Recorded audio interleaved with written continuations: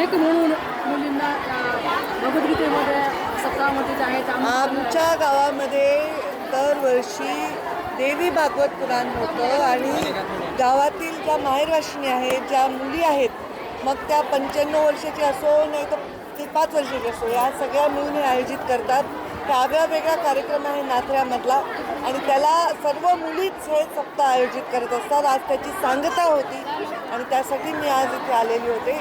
दरवर्षी आम्ही हा कार्यक्रम करतो आणि खूप छान असा आनंदाचा सोहळा असतो.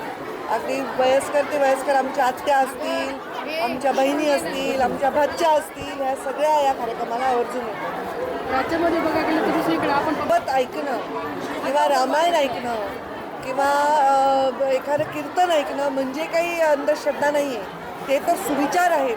ते म्हणजे एखाद्या माणसाला परत परत चांगल्या विचारांची आठवण करून देण्याची एक आपल्याकडची परंपरा आहे.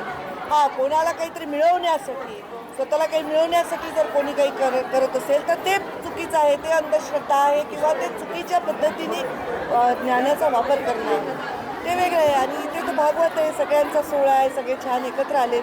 इथे सगळे मिळून चांगलं सुश्राव्य कीर्तन ऐकतात, सगळे मिळून एकत्र भोजन करतात. तर हे पावित्र्य आणि मंगलमय असं वातावरण.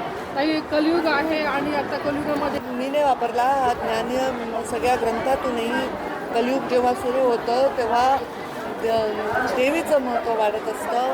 घोर कलियुगाच्या आधी देवी युग असतं आणि त्यामुळे महिलांना एक वेगळा रोल बघायला मिळेल असं माझ्या वाचनातून जे आलेलं आहे मी ते शेअर केलं.